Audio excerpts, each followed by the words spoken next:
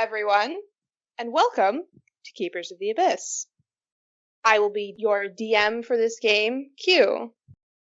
Keepers of the Abyss is a homebrew campaign that I have created along with the help of some of the players you will be meeting.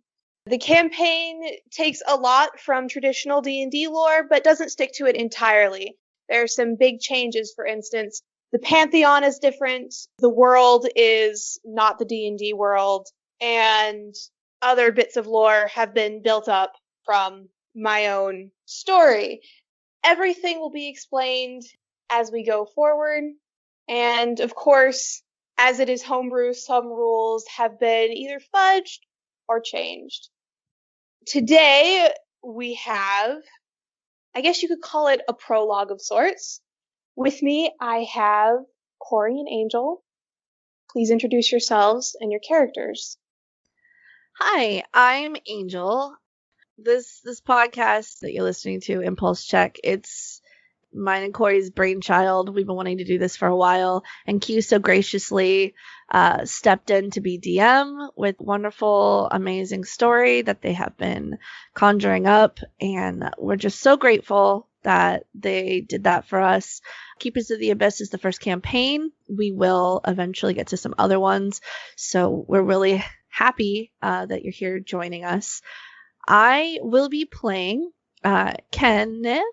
Kenneth, I almost said Kenny. Nobody calls him Kenny yet. He is a orphaned drow elf from the Underdark. You'll find out during this campaign that the Underdark is a little bit more harsh, a little more painful than the D&D campaigns you might have listened to before. So as we get into that, you're going to understand more and more why Kenny feels the way he does. They are looking for their siblings. That's their quest. Brian and Nancy. Brian is Kenny's older brother. They've been missing for about 10 years, and Dimitri got a lead, and here they are. A little bit about Kenny. He's short for a drow elf. He's about 5'7". He's going to be a rogue. His dream was always to be a paladin, but, sometimes some stuff's just not in the cards.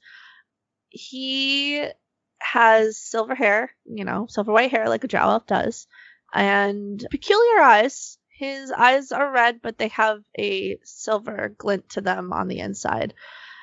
Other than that, he's a cool guy. I have a character voice for him. I'm very excited to unveil that once we start the story, and I'm happy to pass this along to my lovely Corey. Go ahead and introduce yourself. Hi, I'm Corey. I'm going to be playing Dimitri. He's a tiefling sorcerer and a childhood friend of Kenny's. And yeah, he's looking for his older sister Nancy, as Angel mentioned. Dimitri is he's a blue tiefling, almost a periwinkle blue. He has dark navy hair and curly ram style horns. His eyes are black, but his irises have a bit of gold in them. And he's about 6'1", and he's a slight man. Yeah, I don't know. Oh yeah, he's like 23.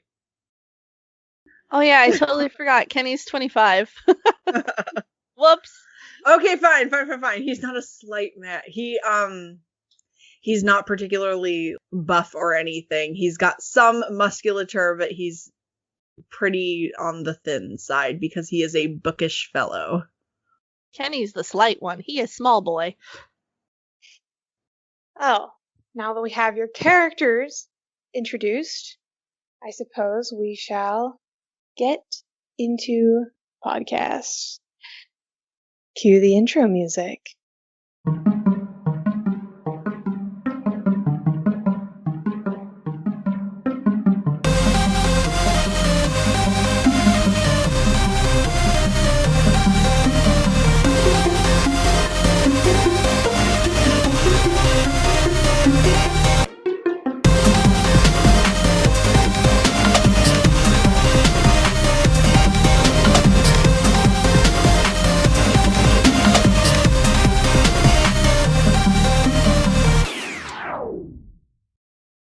Oh, hello. I've been expecting you. The dark-skinned woman would carefully set down her knitting needles and give you a smile. Her hair glimmers in iridescent display colors, and her eyes are soft, slightly milky, and kind. Her lips pull into a wide smile as she gestures for you to sit across from her. Come, sit down. It is a long tale, but I do hope you will listen to all of it. I am Istis. It is a pleasure to meet you. She picks up her knitting needles once more, and they begin clicking together as she continues weaving the scarf that sits in her lap. I don't know if you know much of this world. It's a bit of an odd world. Not always particularly peaceful, and it's been around for, well, forever now. But it is the world I and my siblings watch over. I hope you will come to know it as well. Here there are two large land masses, that of Kolkira and Valyrion. They are not particularly peaceful places. The various peoples who inhabit them are constantly warring, fighting against each other over one thing or another. It's a sad state of affairs, really, but it is how things are. I am not here to tell you about the mainlands. No, our story focuses on the islands, the Silver Isles, to be precise. They are a much more peaceful place. Whereas the mainlands are generally fraught with tension, hatred, and war, the islands haven't seen war in many, many tens of thousands of years. They are calm. The people there are friendly. Most of them are just trying to get about their day. There's very little time for things such as racism or hatred. They just wish to coexist. Generally, that's about all the energy they have for. We will be meeting our heroes as they journey to the Silver Isles. Currently, they are in search of their siblings. I'm sure you know how siblings are. They can be quite troublesome sometimes, but we love them. And if they were to go missing, we would of course try to find them. Currently, our heroes are on a boat. They are journeying to the Platinum Isle, where hopefully they will find some more information. Dimitri, the young tiefling you shall meet, he got a lead. The lead told him that somewhere on the Silver Isles he would find the answers he and Kenny were seeking. And well, I can't spoil anything yet, but I'm sure they'll find what they're looking for eventually, even if it isn't exactly how they imagined it would go. And Istis would smile, and her knitting needles would click together.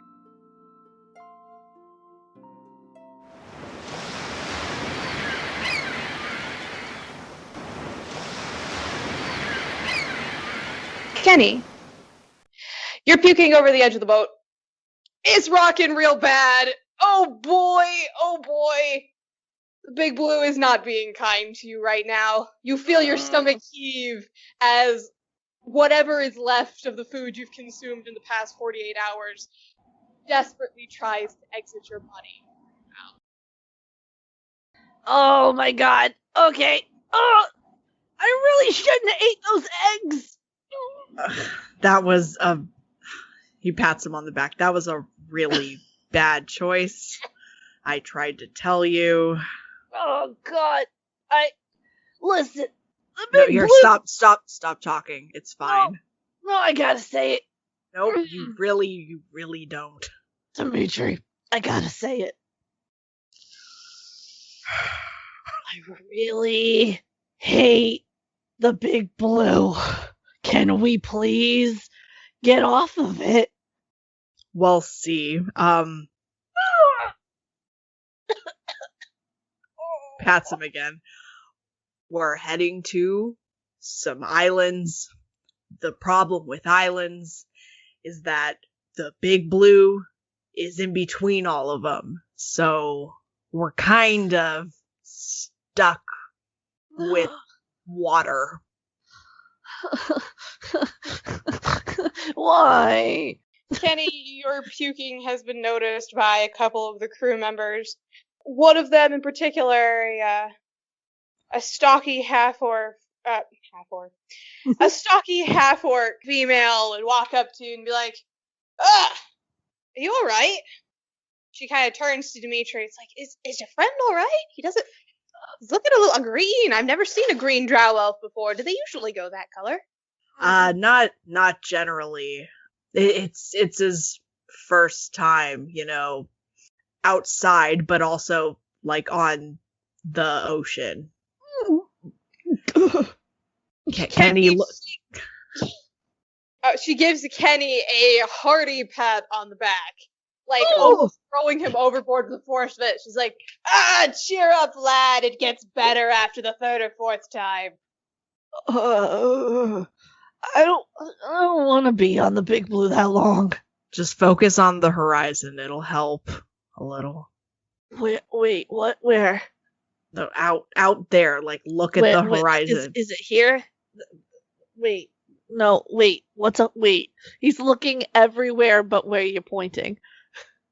I'd like grab his head and like focus lightly at the horizon. Like, just look out there. So I'm supposed to look there. Yeah, just focus on that. Don't look at the waves or the rocking or. Okay. Why? Ew.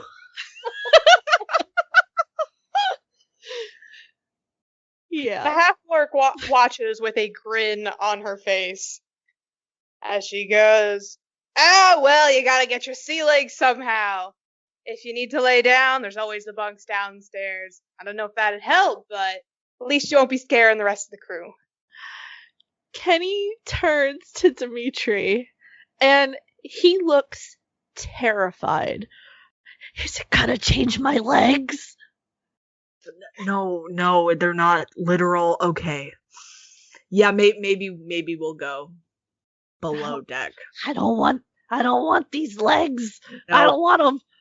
Well, I mean, they might make you stop puking everywhere, so maybe you do want them, but it's not a literal new set of legs.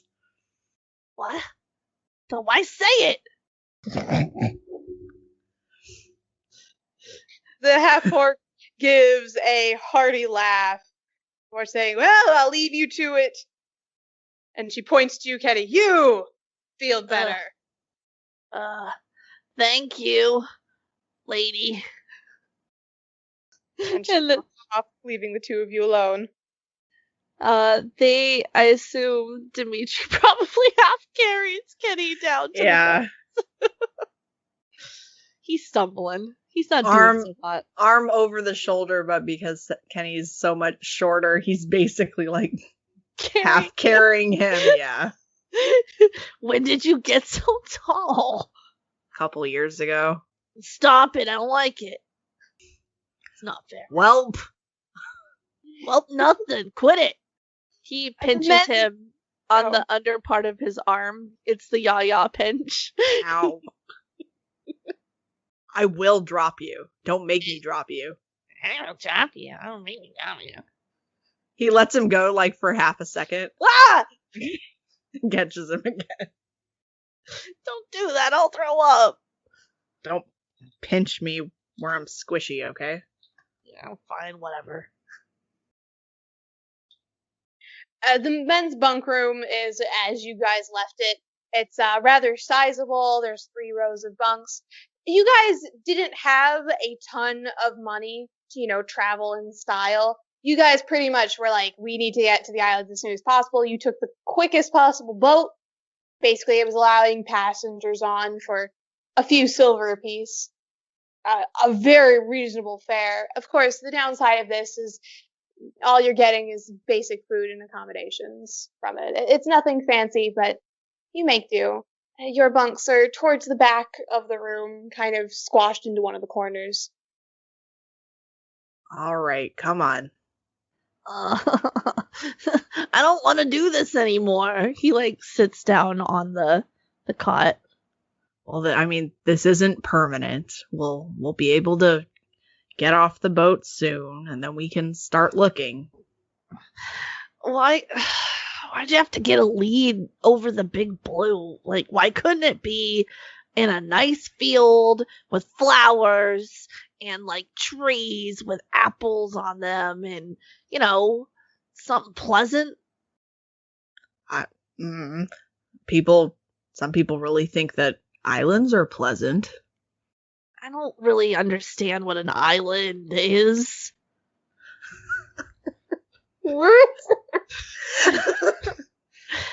Is it just like a mountain in the big blue?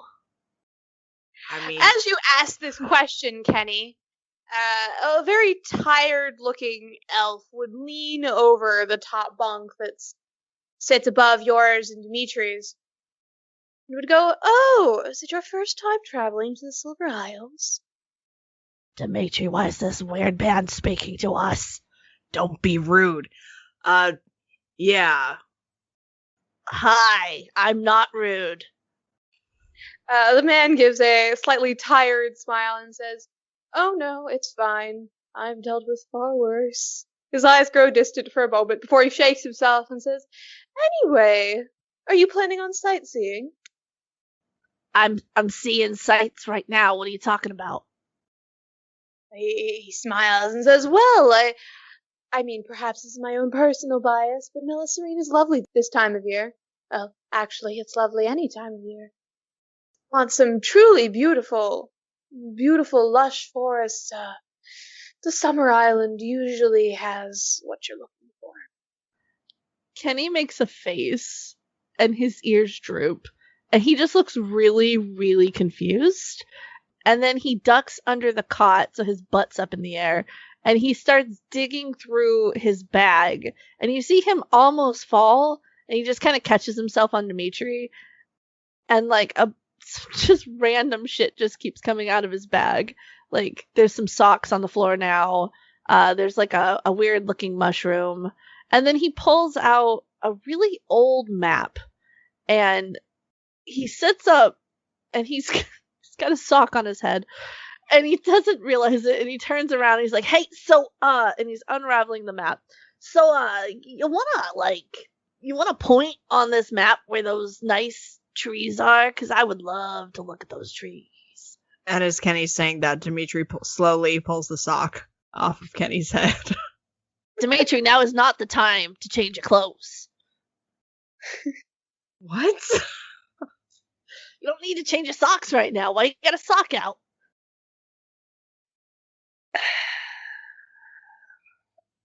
The tired high elf would interrupt y'all to grab the map from Kenny's hands. He goes, "Oh my goodness, I haven't seen a map this old in almost 1,000 years. Goodness gracious, where did you pull this out of, a book?" He looks at Dimitri. Yes. I may have snagged it out of a book. It might have been something we did. Goodness gracious, you can usually pick up a better map in any general store, but I suppose I'll make do with this. He pulls out a quill from goodness knows where and starts scribbling on the map. As he goes, yes, I mean, this is very badly labeled, but I've labeled some of the more interesting cities. Currently, you guys are headed to the Platinum Isles. Is that where we're going? Yeah. Then yes! Well, goodness, just try to avoid any of the local overlords. Wouldn't want anything bad to happen. I'm just on my vacation, so I'm going to visit some family. Did he just say overlords? Yeah, that happened. So tell us about these these overlords that we gotta avoid. Passing the map back to you guys, now thoroughly scribbled on. The high elf would give a wan smile and say, "Oh, trust me, if you run into them, you'll know. They're all terrible. Tyrants, the lot of them, but we put up with them. That's how the world works, isn't it?" He gives you a smile. If you're looking for anything a little less exciting, Meliserine is always a wonderful place. I know I'm proclaiming its virtues quite loudly, but as it's my home, I must. Melisaron? Meliserine. Melisaline.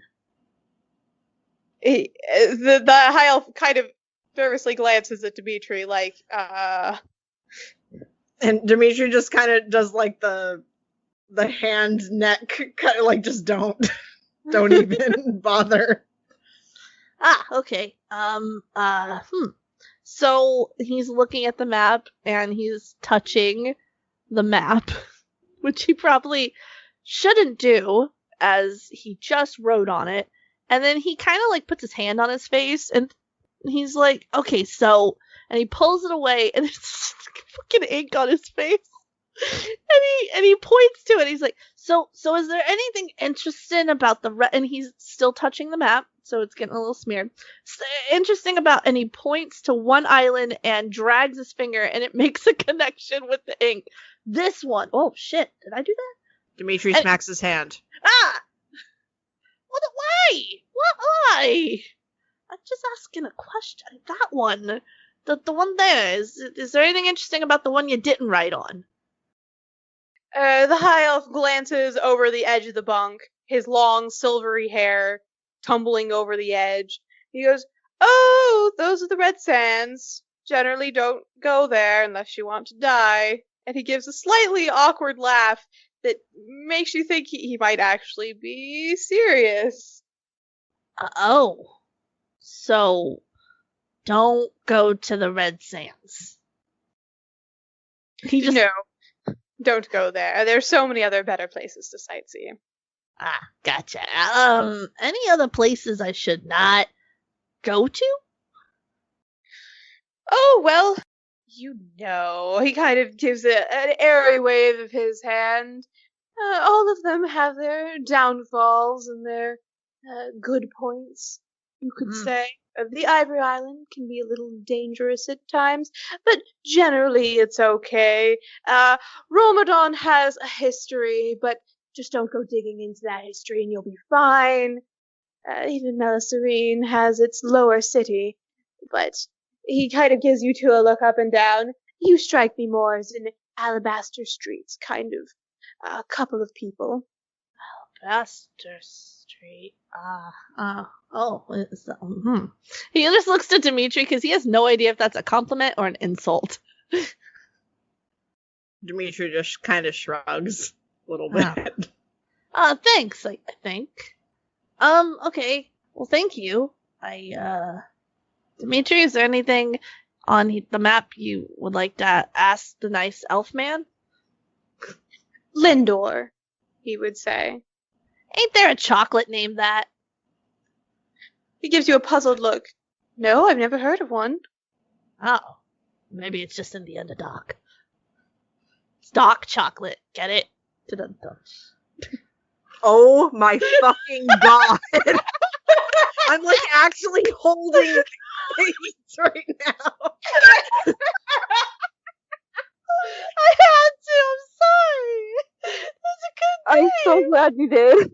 I'm actually crying. He said it, and then Kenny said it, and I was like, ah, yes.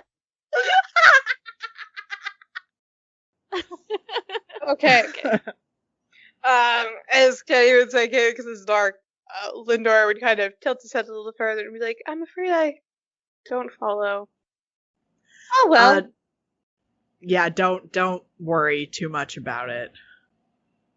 He nods, says, I hope you two enjoy your trip here. Make sure to see some things, don't get in any trouble, have fun. It's much better than the mainlands. And he would pull himself back up to his own bunk and go silent. Hey, Dimitri. Yeah? Do you think people up here just talk to you for no reason? What? Like... What? Well, I noticed something since we got up here. A lot more people talking, just willy-nilly. Like, just random conversations, in the Underdark, you just minding your own business, nobody really talking to you. You walk down the road here and like 5 people stop you. Well, how are you doing today? You know what I mean? And he's like rubbing his face. He's got shit all over his face. Like ink everywhere. Well, I mean, maybe, I don't know, maybe there's different kinds of politics up here, and it's less everybody hates each other and more like, oh, I guess the weather's nice. I don't know, there's weather. And as he's saying this, he takes that sock and he tries to wipe at Kenny's face. Stop! What are you doing? It's your like, own sock. It's smearing it on his face. Why are you hitting me with your sock? It's your sock. You're covered in ink. And what now? He looks at his hands. Really? Freaking, great. You know any water spells? Good fucking luck. I guess I'll go wash it off my face. No, he doesn't say that. Well, and he kind of like licks his hand and tries to like get it off that way. He's just rubbing it with the sock. He licks his hand, does it again, and it's kind of working, so he just keeps doing it. I guess I should. Do you think I should be nicer? Like, I should just, like, work hard to talk to people? Like, just rando? Just, hey, you. How's the weather? Like that? Like, should I work on that? No, maybe not that much, but I don't know. You're pretty talkative when people talk to you, so it's... Well, yeah, but they gotta start the conversation. It's not like I'm starting the conversation. Should I? You know what? No, you're right. I should. I did not say that. Dimitri, you're so smart. I should definitely. You know what? The next person I see, I'm gonna talk to them. Please don't. He gets up, and he's heading to wherever there's a sink so he can wash his face off. Right when I come back, we're gonna go to the galley because I'm real hungry. Okay? You just threw up everything in your stomach. Yeah, that's why I'm hungry. No. Oh God. You guys would at some point indeed go to the galley to get food. It's basic fare, bread, gruel, some ale if you want it, some water if you don't. Nothing too fancy, but it's good enough. There aren't very many seats left open by the time you get there. Kenny did have another bout of puking, but he insisted, despite this, that no, he was going to eat some food. He was going to talk to somebody. And wouldn't you know it, you would get the chance. Kenny, Dimitri, you get the food that you've been offered and take a seat on one end of the very long galley table where everybody has congregated. I am gonna talk to one of these fellas. He like sits down, puts his tray down, and he's looking real intently around the room, trying to like pick his victim. But which one should I talk to? Just focus on eating, okay? We're not familiar with up here. I don't know, might be stupid to just go face first into a conversation that could end us up in like a bad place. I don't know. We gotta be cautious. Kenny looks really confused, and he turns to Dimitri's. Well, how else do you get into a conversation other than face first? Dimitri just kind of rubs at the bridge of his nose. Okay, I don't mean literally. Oh, okay. Alright, so, alright, fine. You know what? I'm gonna play it cool. And he just kind of like sinks down in his seat a little bit like he doesn't care. I'm gonna play it cool. I'm gonna let him come to me. And he starts like eating. Like he's the cool kid. He just like puts the food in his mouth, just looks around, squinting, just kind of like nodding his head. Just focus on not throwing up. I'm already doing that, Dimitri. That's why I'm not throwing up. Goodness, if you're having trouble with throwing up, says a soft voice from before you, Kenny. Perhaps you should visit one of the local healers. They can probably make you a charm for that. Now that he's faced with somebody actually talking to him, he just completely clams up as he's staring at her, and there's like a potato in his hand, like a little chunk of potato he was about to eat. He's just staring at her with the potato in his hand. The woman that sits across from you, Kenny and Dimitri, is very strange indeed. Her skin is dark, like a drow elf's, but her features are not drow whatsoever. She has very little nose to speak of. Her eyes are big and black like a tiefling's. Her ears are serrated. Her hair is white and cascades down her shoulders.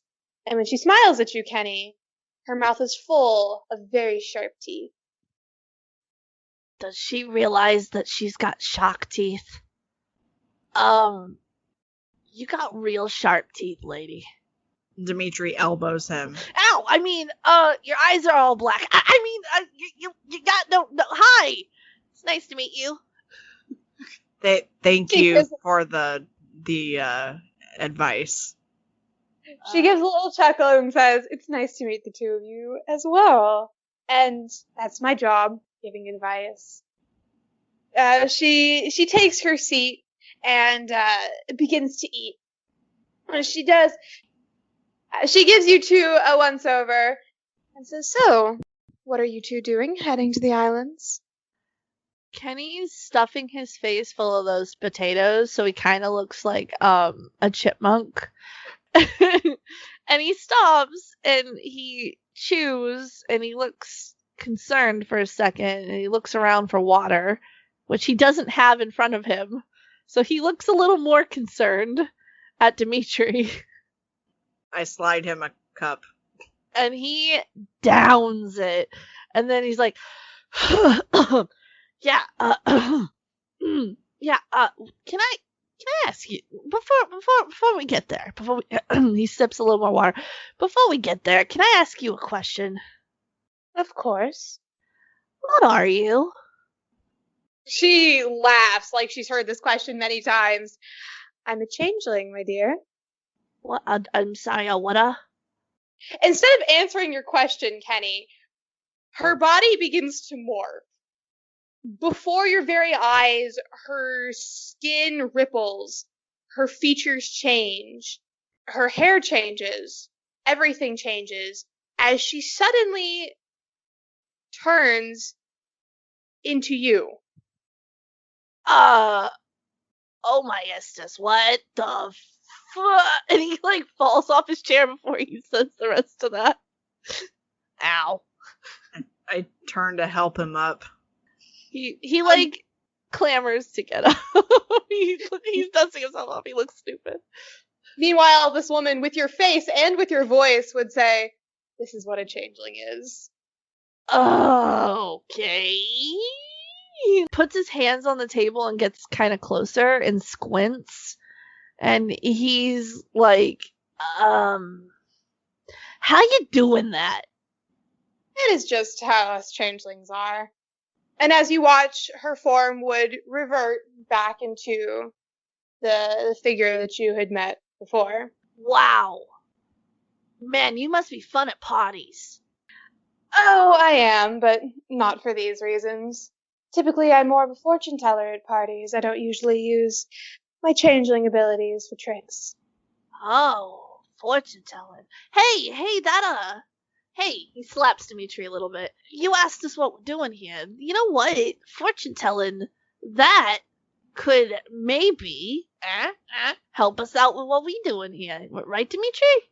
I don't know. I mean, okay. By the way, it's awfully rude. I did not even introduce myself. Hi, I am Kenneth. You've already been me, but now you have my name. He reaches his hand out to shake hers. She extends a dainty hand and says, "Vara, the pleasure's all mine." And this here is Dimitri. He's my best friend.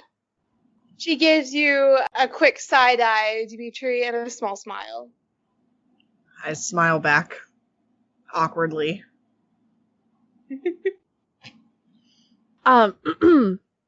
Yeah, so, you know what? Okay. He, like, taps his hands on the table. He's, like, really excited. Fortune telling is awesome. I have read a little bit about it in books back home. Book. Books, two books.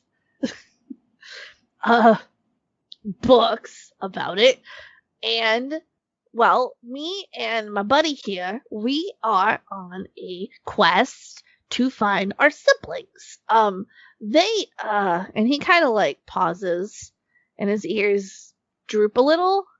He's like, well, see, they went somewhere about 10 years ago, and they were supposed to come back, but they didn't, and we waited, and we're done waiting, right, Dimitri? Yeah. And so that's what we're doing here. We got some info that they could be across the big blue on these blue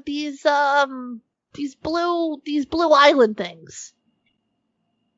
She ponders your words for a moment before saying, I don't know if I can find them specifically. My brand of fortune telling generally is more divination. I can tell your future. Like what I'm gonna eat tomorrow? Oh no, nothing that mundane. Oh, okay. So maybe, and he kind of scratches his head. So, like, if we do succeed in finding them, maybe you'll know something, and that could help us to actually find them, like that. Her lips quirk up, and she says, "Nothing so definitive, but I might be able to give you a glimpse, and if that glimpse happens to be of your siblings, it might be very helpful." Okay. And he shrugs his shoulders and he looks at Dimitri and he's like, I think it's worth a shot. What do you think?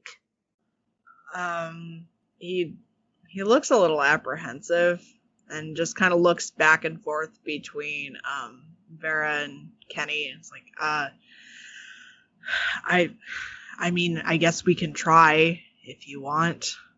I don't see no harm in it. I mean, does it cost anything? Because I'm sorry, but I ain't got no money. She waved your concern away. Oh no, it costs nothing. Oh. Well, look at that, Dimitri. She does it for free. Her eyes slide to you, Dimitri, and she gives you an unreadable smile as she says, "So, are you interested?" Yeah, fine. Oh, excuse me a second. Like, he stands up and he's a little wobbly. I'm gonna need to find the nearest bucket. And then he runs away. After Kenny, you finished puking, and after the food has been consumed, Var would lead you off to one of the private rooms on the ship. It appears that she is traveling in style compared to how you guys are traveling. She has her own room. It's nothing very large, but it is private. Nice dicks. As she opens the doors, I'm going to ask you guys to make me perception checks. Oh boy. Oh, let me just look around this room, get myself a perception check. 16. 20. Ooh, hachi machi. Not a nat 20, just a 20. Oh, it's a dirty 20. Yeah. Oh, dirty 20. All right. Kenny, as you step into the room, you're immediately taken by the various divinatory paraphernalia that's lying around the room. There's tarot cards on one of the tables. There are various types of things you've never seen before, but you have vague ideas probably used for fortune telling. You've read 2 whole books about it. You think you know things. The thing that draws your attention, however, is the crystal ball that sits at the center of the table in the room. And that is the one that Vera walks over to. It's rather large. Like, you could hold it in both your hands, but it wouldn't be comfortable to hold in one. It glows ever so faintly, and its surface is glassy and swirls with opaque clouds. Dimitri, you specifically, as you walk in, you would notice that you and Kenny are both reflected in the surface of this crystal ball. But as Vara passes it, you would notice that she has no reflection. Okay. So Kenny's looking around the room, and he's being a good boy. He's got his hands, like, behind his back. And he's being respectful, not touching anything. But boy, he looks like he wants to. Like, he is bouncing on his toes because he just wants to touch every single magical-looking thing in this room. He doesn't. He keeps himself in check. And then he sees the crystal ball, and his stomach kind of drops. And all curiosity kind of fades off. He feels weird. And he doesn't like it. And it kind of feels like when he's about to throw up, but he doesn't have to throw up. So he's really confused about it. So he walks over to Dimitri, and he kind of stands really close, and his ears are drooping, and he's like, I don't know, Dimitri. And he's standing behind Dimitri a little bit too, like he's apprehensive to even get closer to that thing. I don't really know right now. I mean, this was kind of your idea. I know, but are you? And they're whispering, of course. There's this kind of like this language that they bastardized. DM, if you want to describe it real quick. Kenny and Dimitri would both speak the language of House Zemoy from the Underdark, a bastardized form of Abyssal and Undercommon that has been combined together. So they're speaking in that. So he's still whispering, though. He doesn't want her to hear it, but she probably shouldn't be able to understand it anyway. But he's saying, I don't know, like, I was fine, and then... Is that thing giving off weird vibes to you? It's giving me weird vibes. Yeah. She's, look at the reflection. Oh, that's fucking spooky. Before you two have a chance to really talk this over, Vara would take a seat behind the crystal ball and wave you both forward. As she does, she would explain, now, my way of telling the future is a bit odd. I do not so much see your future. Instead, I guide you to visions of your own future. I find it works much better that way.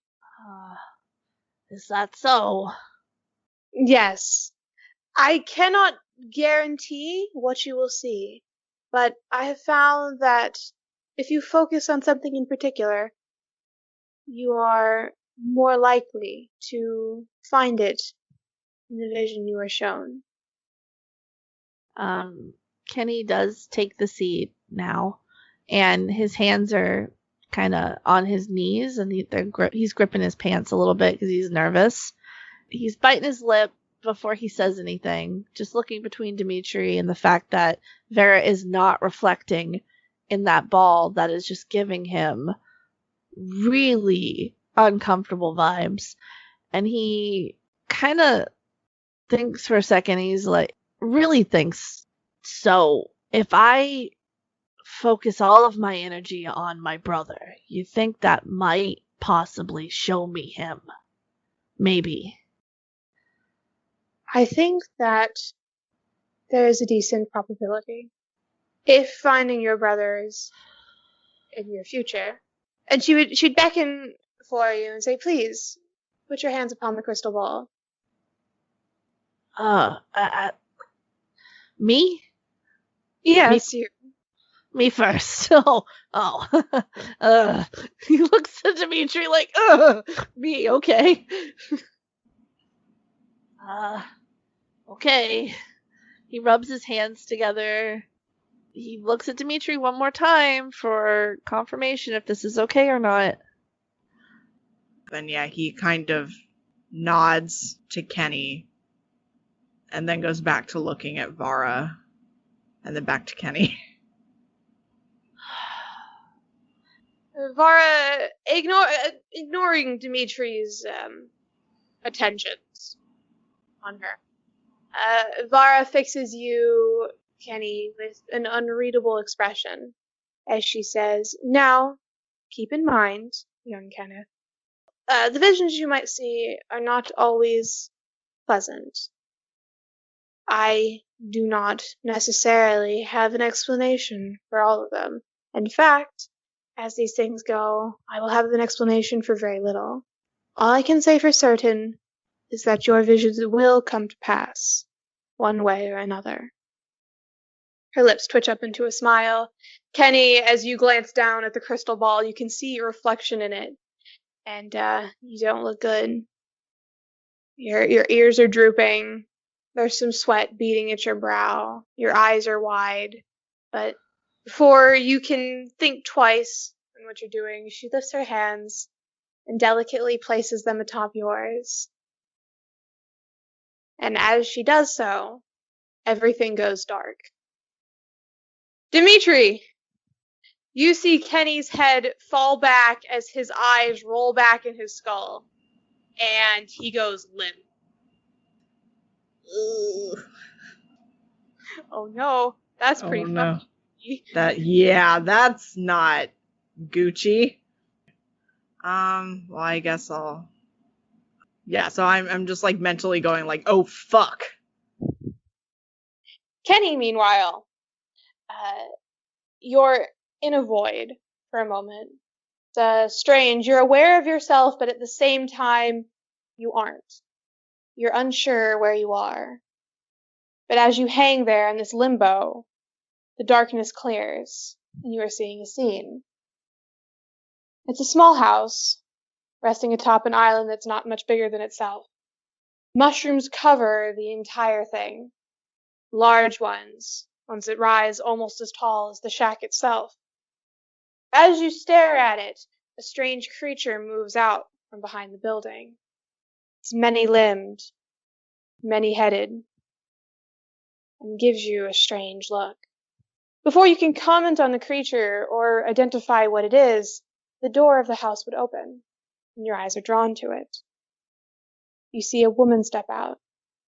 She appears to be a wood elf of some sort, though the years have not been kind to her. Her skin is ashen, her eyes are sunken, her cheeks are hollowed. For a moment she looks about blearily, as if she's not sure where she is. But then her vision clears, and she focuses on you, and she mouths a single word. Make me a perception check to see if you can understand what she's mouthing. Okay. That's a perception check. That's gonna be a 15. Kenny, you are able to make out what she mouths. She mouths the word Silverleaf. And as soon as you realize this, the vision would change. No longer are you seeing the small house, no longer are you seeing the woman. Instead, you're in a strange place. The walls tower above you, all of them pale, cloudy blue. Everything about you is disorienting, frightening almost. You can't quite tell where you are. You're not even sure if there's an exit.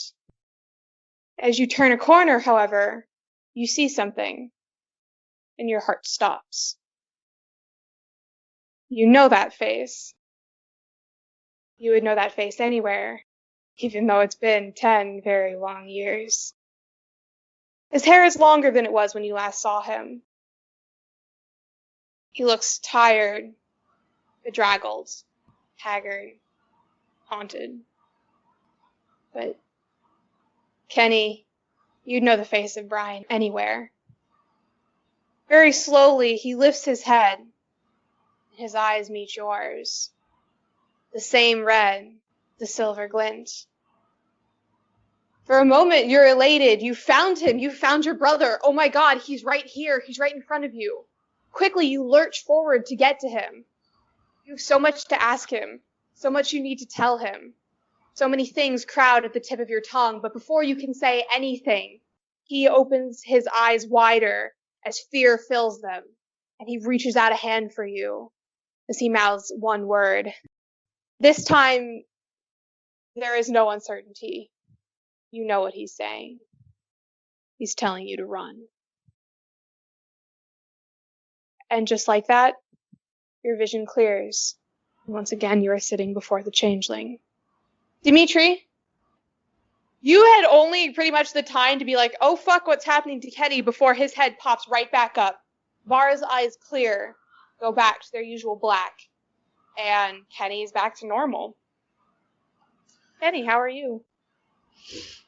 He tilts his head back, and from where Dimitri's standing, he probably sees the tears that start rolling down his cheeks. What was that? What did you do to him? Do to him? I haven't done anything. I simply showed him what there was for him to see.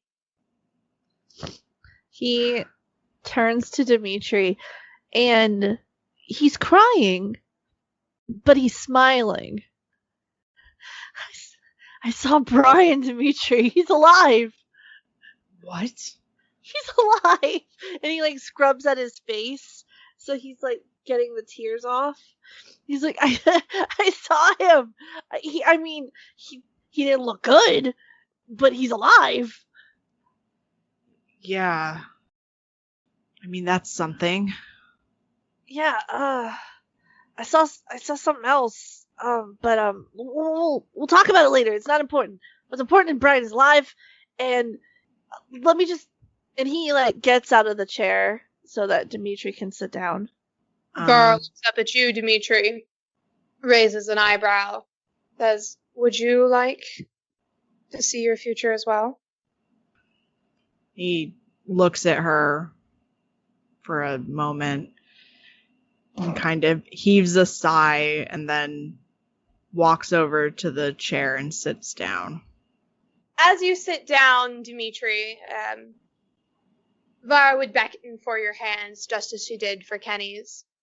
As she does, she would say, I assume you are looking for your missing sibling as well? Yes. Very I well. extend out my hand. As I told your friend, some things you see might be unsettling. Just know that, well, they're true. Before you have a chance to rethink your actions, Vara would place her hands on top of yours, and the world would go dark. Kenny! Yes. Dimitri's, Vara lifts her hands, she gently places them on top of Dimitri's, it all looks so nice, and then suddenly Dimitri goes limp in the chair, slumps slightly over, and you see his eyes roll back in his skull. It's pretty fucking scary. So Kenny's standing there, and he's absolutely just taken aback. He's terrified. His ears droop. He doesn't know what to do. And I'm gonna need to roll an impulse check. So give me a second. Real quick, an impulse check is every time Kenny or any of the other characters in the podcast need to do something that could be potentially stupid, dangerous, or Impulsive. It's a high or low, and it's up to the DM if we fail it or not, if it's high or low. So call it high or low, DM, and tell me which is a fail. Ooh, I'm going to say anything lower than a 12 is a fail. Oh no! I got an 8. So he's failed it. He's gonna do the dumb thing. So, without thinking, because our boy is impulsive, he reaches forward to check on Dimitri, and as he calls out his name, he grabs his arm. Ooh. Anyway, Dimitri, Uh-huh. make me a wisdom saving throw. Oh, God.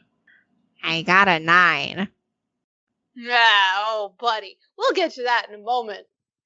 Dimitri, for a moment you're floating in a black void. It's disconcerting, but at the same time, it's not terrifying. You don't really know where you are. You're not even sure if you're you, but that doesn't frighten you. And a moment later, your vision would clear. You are standing on the precipice of a large underground lake. The cavern rises all around you, dark and imposing. You can't see the ceiling, you can't even see the opposite wall.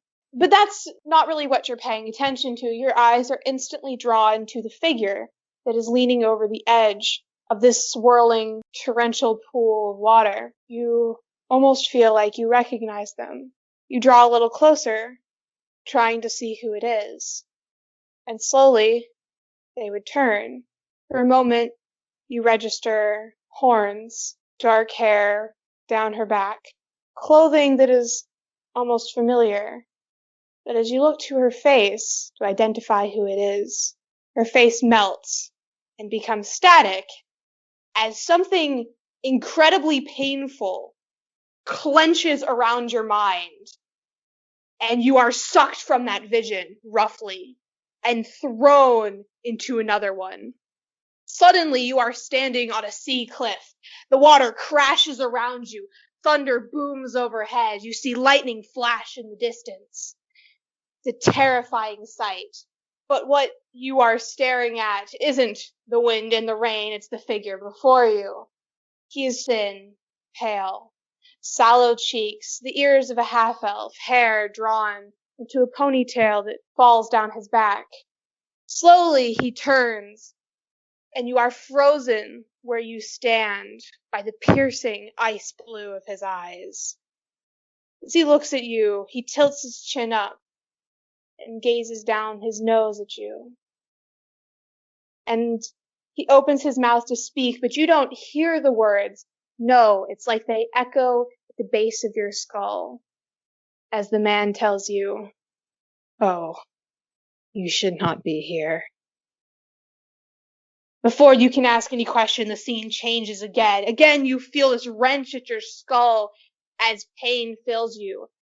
Suddenly, you are standing in the city of obsidian. Buildings rise around you, dark and unknowable. Red eyes gleam out at you from every window. Before you stands a temple.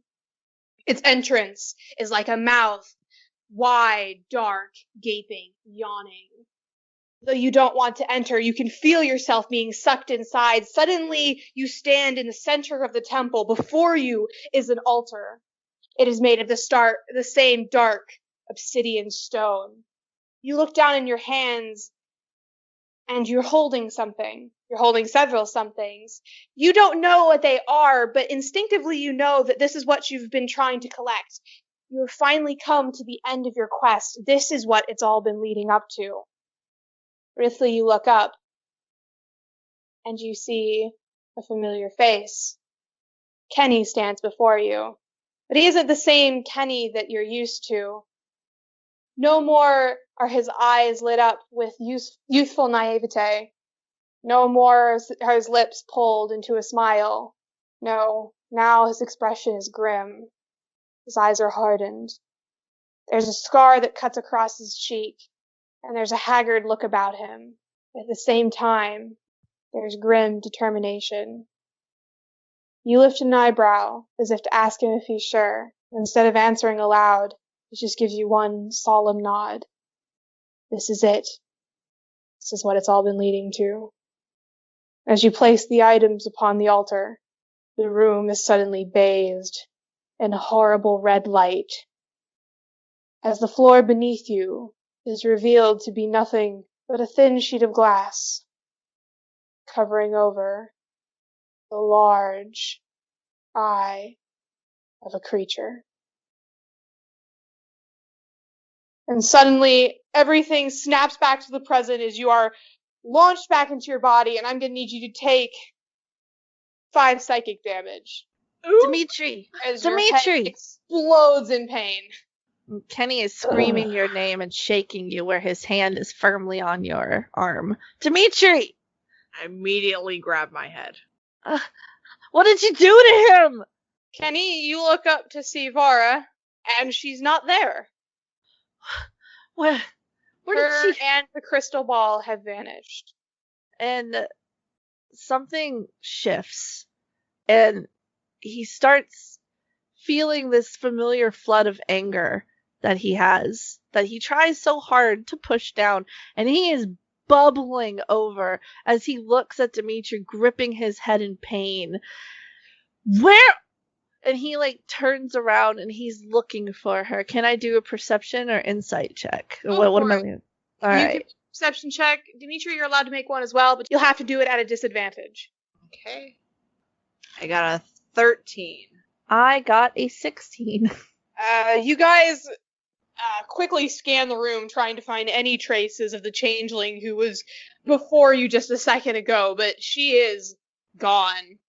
Dimitri, you're still groggy. You're just kind of, like, looking around, confused. You know where you are, but, like, everything is pounding, and it kind of sucks. Kenny, your elven eyes are very keen, but they don't pick up a thing. Okay, so Kenny feels just he can't think straight, and he isn't sure what to do. He just knows he's getting really, really angry. He feels betrayed. He tried to be nice to this person, and from his point of view, they just hurt Dimitri for no reason. And so Is it possible that she's, like, visible or something? Can I make a check? You can make an Arcana check if you like. Okay. I got a 16. Dimitri, the room is saturated with magic that wasn't there before. Like, before there was all this, like, faint pulse of, like, divination magic that just kind of hung around the room.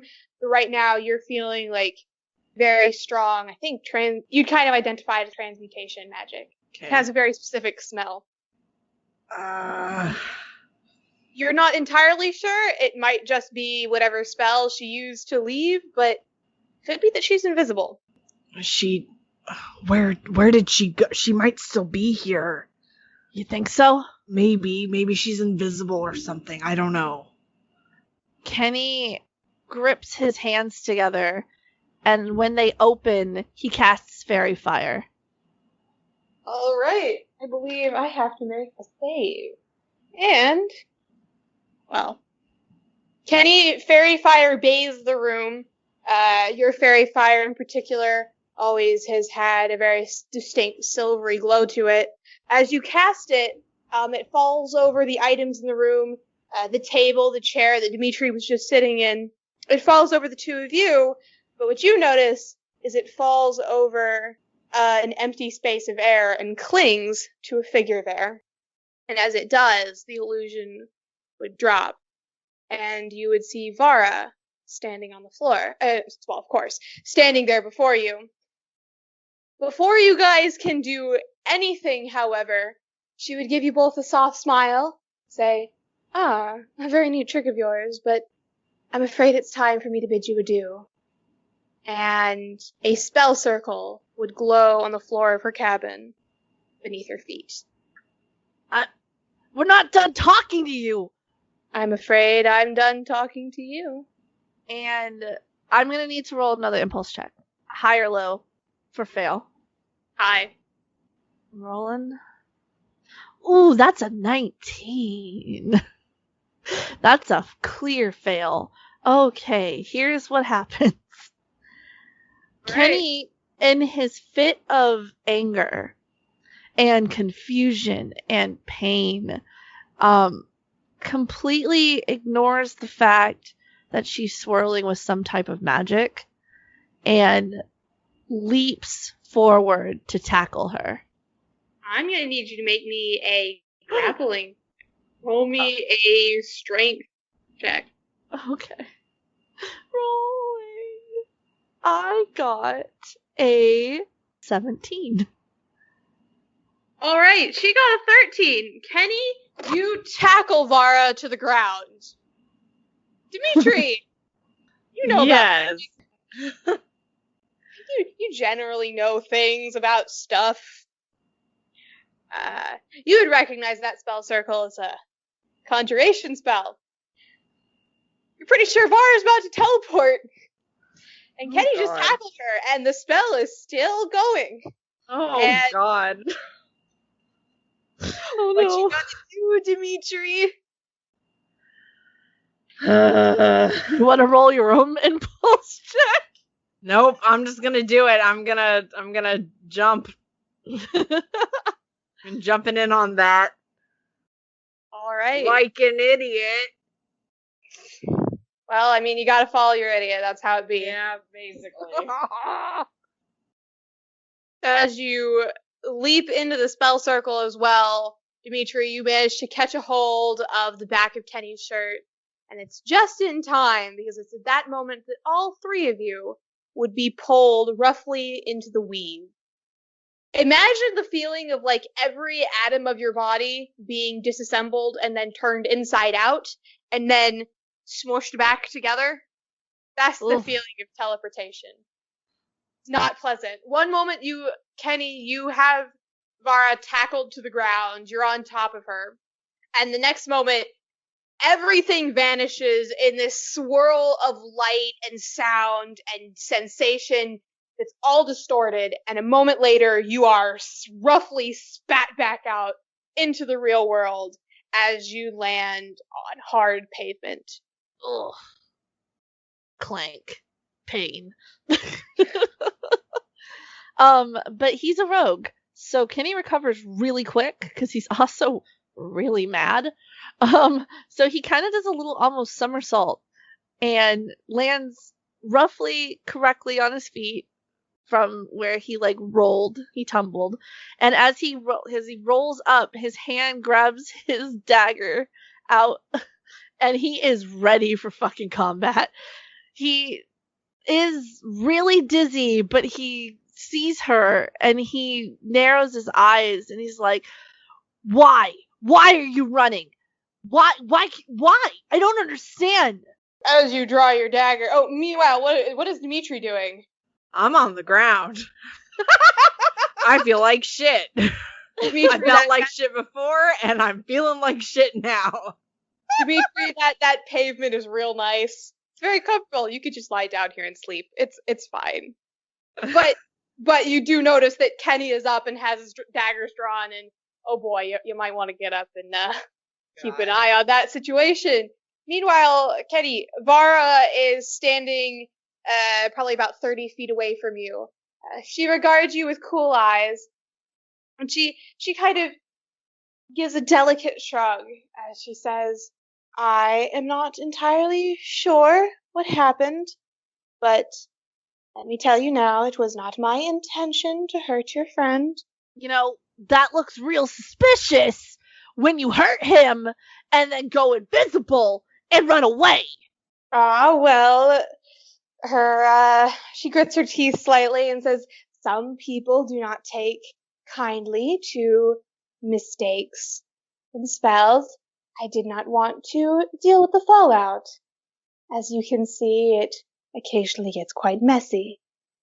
Well, if you had just, I don't know, if you just explained instead of being so sketchy, you know, he's just like holding his temple with his other hand with like dagger pointed outward, and he's just like, what happened? What?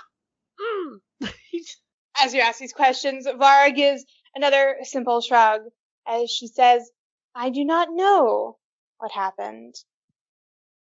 It is not up to me what your friend sees and doesn't see in his visions. Now, if you please. And fire would begin to coalesce in her hand. Green fire, to be specific. As she says, I really must be going. Kenny points at her, and then that's about the time he realized that he grabbed his daggers on reaction. Like, the boy kind of in the back of his head realized he had his weapons out, but didn't kind of 100% realize it because it was all, you know, fight or flight. And he's just like, fuck. You know, he's like, I have my dagger out. But he rolls with it and he's like, we're not done talking. Oh, but I assure you, we are. Dimitri. Yes. Make me an Arcana check. 21. Oh, damn. Oh, damn. All right, big boy. Ever heard of Hellfire? Oofa doof, yes. First For those of you who don't know, hellfire is a very specific type of fire that is only acquired in the 8th circle of hell at the college Mephistopheles has set up down there. It's a very dangerous type of fire, usually only learned by very powerful magic wielders. It is a type of fire that can burn anything. Fire elementals, red dragons, tieflings, anything. And it is currently glittering in her hand. Kenny, stop, come here. Kenny hears Dimitri tell him to stop, and he doesn't know what that fire is. But if Dimitri says stop, he stops. And he puts his daggers back, and instead of going to Dimitri at first, he puts his hands up, and he says, this is a misunderstanding. I'm sorry. I'm sorry I tackled you. I'm sorry I pulled out my daggers. It's so fast. And he was in so much pain. I'm sorry. It just looked really bad. And I take responsibility for what I did. Let's not fight, please. I'm sorry. Roll me a persuasion check. Oh boy. Come on, baby boy. Be persuasive. Well over 20. Some number. Math is hard. Math is hard. As Kenny says this, Vara slowly withdraws her hand, and you see the green hellfire flicker, and then she closes her fist around it, and it dies. Taking a deep breath, the changeling woman would compose herself and say, I would rather it not devolve into fighting either. I am sorry for what happened to your friend. I probably shouldn't have fled, but as I'm sure you can understand, there are many people who react negatively to what they see in their future. Yeah, I get it. And he kind of like rubs at the back of his head and looks back at Dimitri, and he just looks so defeated, and then looks back at Vera and's like, I don't want to make enemies. That's not what we're here for. I'm really, really sorry. And if there's anything I can do in the future, if there's anything you need that I have the power to help with. She would cut you off and say, how about you forgive me for what happened to your friend, and we'll call it even. If you're sure that's enough. I would rather not make enemies with you, young drow. I have seen some of the future myself, and I feel that getting on your bad side would be unwise. He cocks his head a little bit at that, and he's like, wait, what? She doesn't offer any more explanation. She turns to you, Dimitri, instead, and says, are you feeling any better, tiefling? Yeah, sure. A little bit. And he gets up. I apologize if what you saw was alarming. I do not have any control over what it is, but I can apologize nonetheless. It's not your fault. I'm glad you see it that way. Dipping her head a little, she says, I really do have places to go. I'm afraid I have brought you somewhere you weren't planning on being. But I wouldn't worry. I'm sure you'll be able to find your way. Before she can leave, Kenny kind of takes a couple of steps forward, and he puts his hand out, and he's like, hey, we're gonna need allies in the future, I'm sure. Or friends, maybe. I would much rather be friends than enemies. So, if we see each other again, maybe I can, I don't know, maybe I'll buy you lunch. He just kind of smiles. He's trying so hard. I just feel really bad. Vara's lips twitch up, and she says, "When we meet again, Kenneth, I'm sure I will be the one buying you lunch." With those words, she would turn from you and disappear into the darkness. It is only at this point that you guys would become aware of where you are. You are standing on an empty city street. Dark, quiet buildings rise up around you. The moon glitters above your heads, casting both of you in pale light. It's almost peaceful. Definitely not a lot nicer than the Big Blue. You know what this means, Dimitri? He says as he's like walking over. He's got his hands on his hips and he's grinning. What? We ain't gotta be on the Big Blue no more. We're on an island. Yeah, but which one? Oh, he pulls out his map because he's got his bag on him. They both do. And he like looks at it and he's like, I don't know. Which one do you think it is? I don't know. Huh. Well, only one way to figure this out. Let's try to find an inn. Are you all right? You look awful. What happened anyway? Let's get inside first. Okay. You want a cookie? I got a cookie, I think, left over in here somewhere. Sure. He pulls out a set of cookies that they packed before they left. And it wasn't that long ago, so they should still be fine. And he hands They're one. a little stale.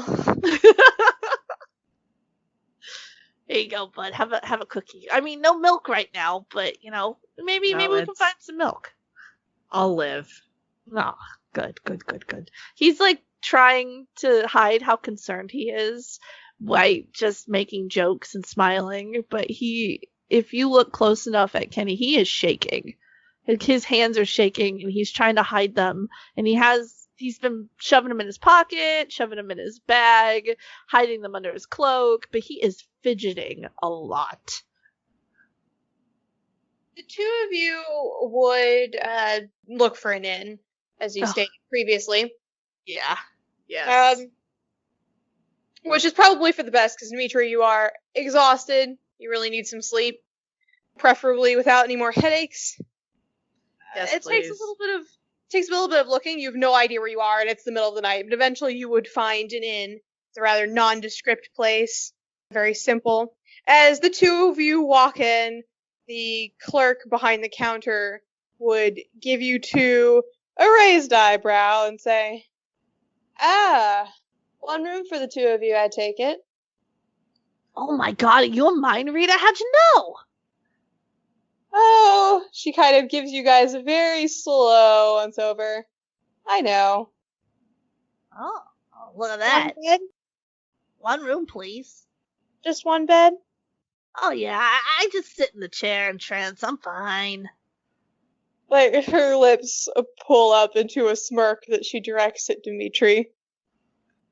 Yeah, just the one, Uh-huh. please. Try not to be too loud up there, she would comment, as she passes you guys a room key. That'll be 1 silver for the night. Does she think we talk loud or something? I don't. Just don't worry about it. And he gets out a silver and puts it down on the counter. You receive the room key. She's grinning at the two of you. She's like, well, have fun. Hey, are there games up there, you think? Kenny, let's go. Oh, Let's just go. Alright, fine. Don't push me.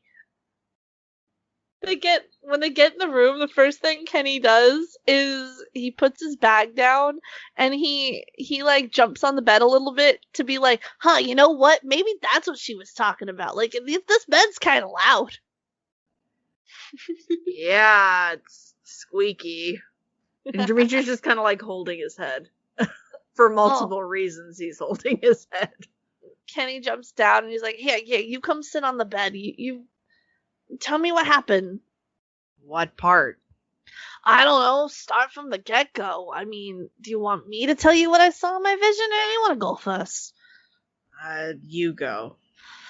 Okay, so there I was in the vision, and there's a lady, right? And she's on this teeny tiny little island thingy, mountaintop thing, you know, with the things, whatever, in the deep blue.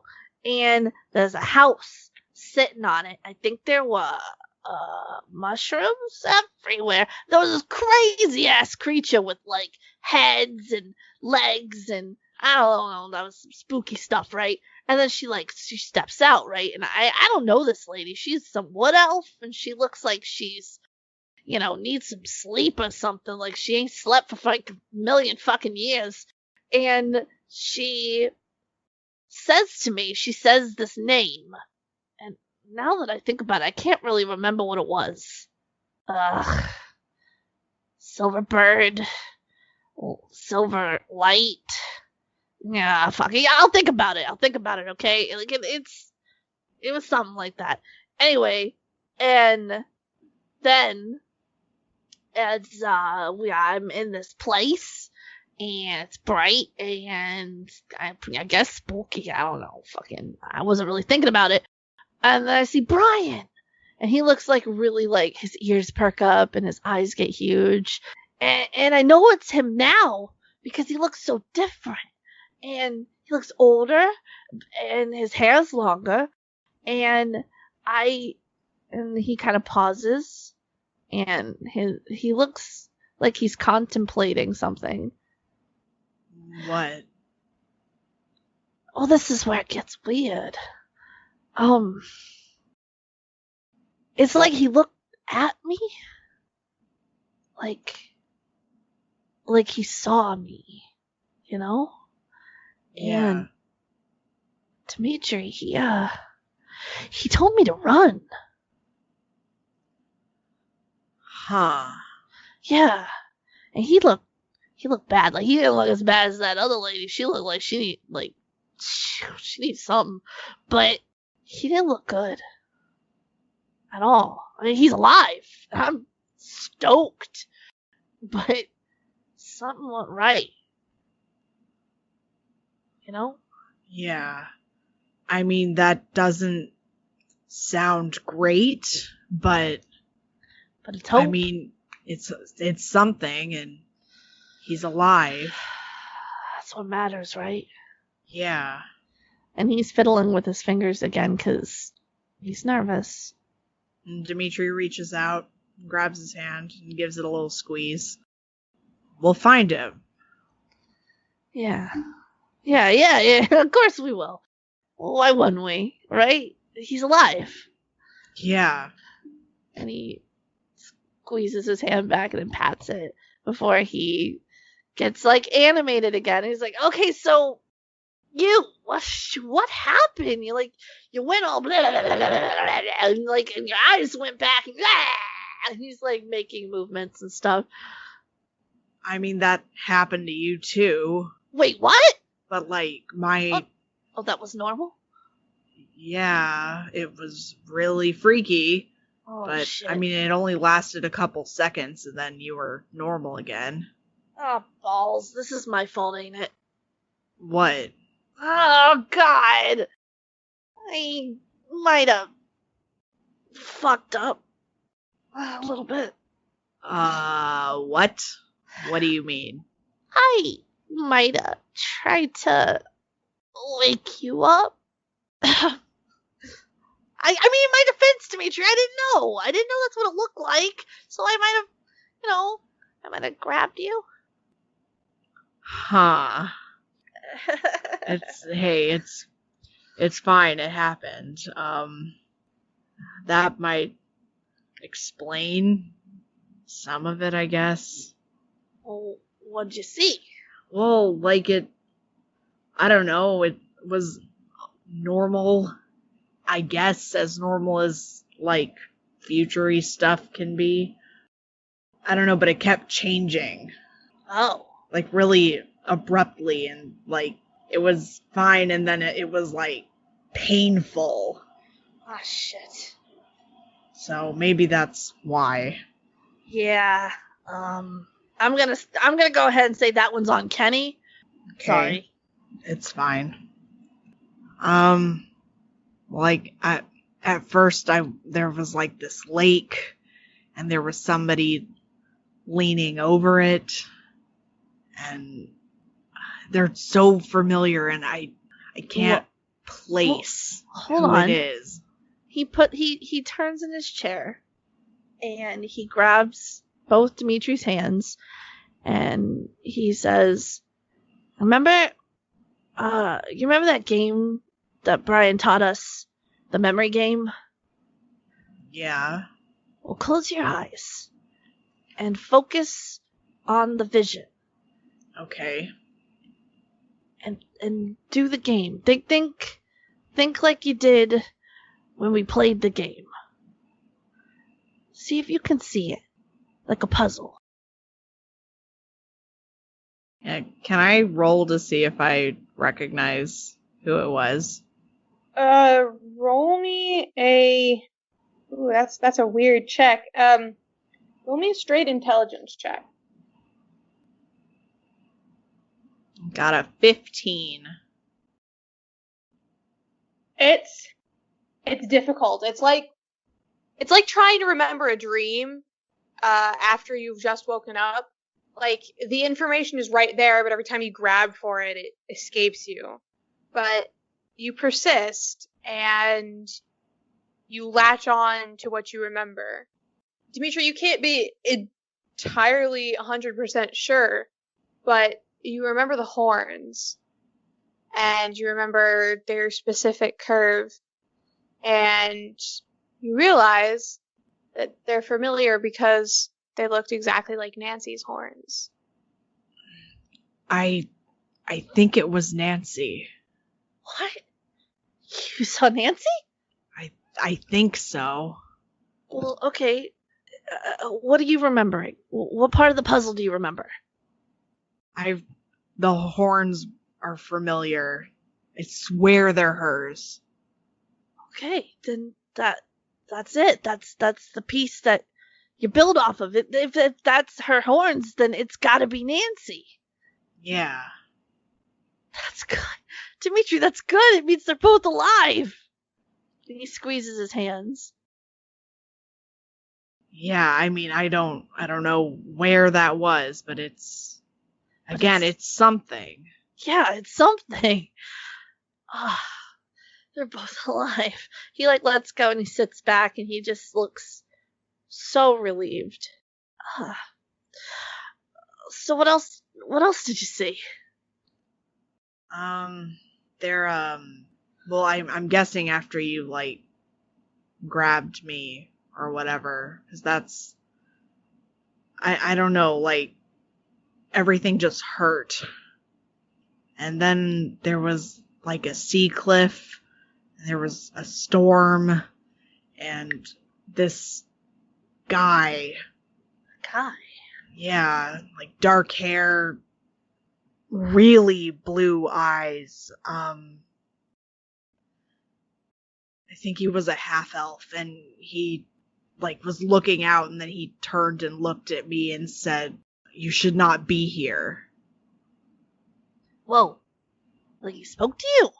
Yeah. Like he saw you? Like Brian did? Yes. These visions interactive?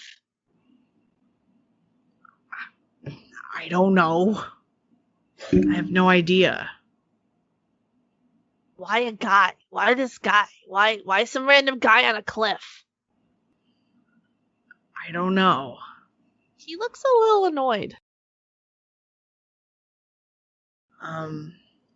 Yeah, and I don't know, and there was this other one that, well, after the whole thing at the cliff, it like switched again, and there was this city, and it looked like obsidian, and I don't know, there was a temple or something, maybe. It was unclear, and he... Wait, was it like the temple back home?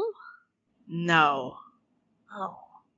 And that's it. Just an obsidian place with a temple? Yeah. What were you doing there? I don't know. And then he fidgets a little again, and his leg starts to bounce, and he stops it. He's like, "Were you by yourself?" I guess. I don't know. There wasn't much to that. Oh. Well, I'm sure it's nothing then. It's got to be like, I don't know, someplace that'll help us find Nancy and Brian. Yeah. Yeah, maybe. Yeah. So, the guy with the blue eyes, huh? You never seen him before? No, I've never seen him before. Uh-huh. Okay. That's nice. Good to know. He just grabs his stuff and starts going through it. Alright, so that's good, right? I mean, and he's like digging through his stuff to find like something, but he's not quite. He hasn't found it yet. He's just digging. Wait, hold on, Dimitri, you're not gonna tell Kenny the last bit? Nope. Oh. Nope. Okay. I'm not- Okay then. Yep. You got any reasons why you're not telling me? You don't need to know. Oh shit! All right. No, Oh. it's not a good look.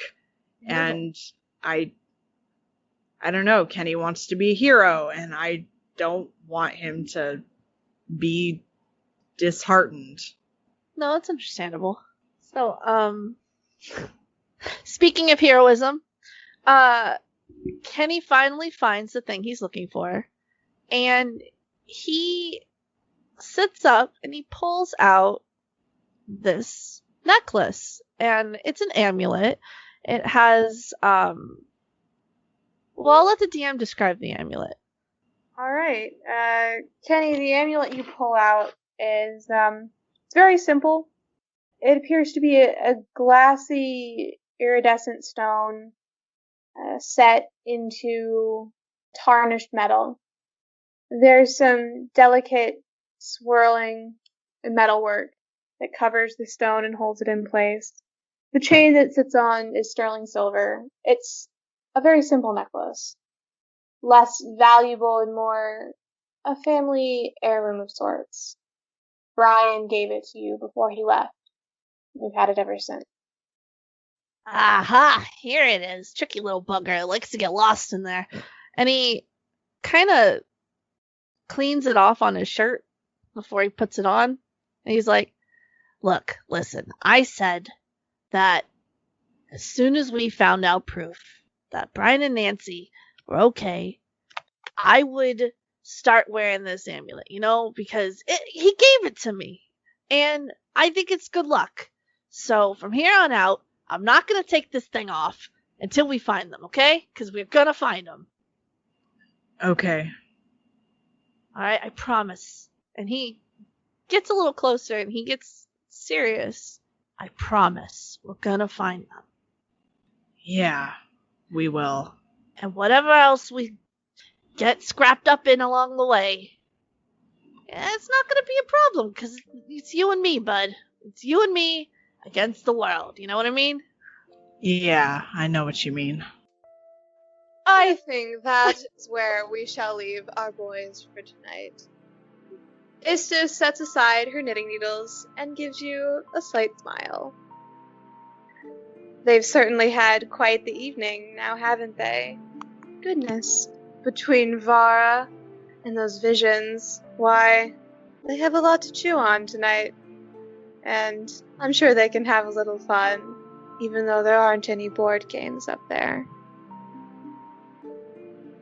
But for now, I suppose we shall leave them, and I will bid you adieu. I hope to see you again soon.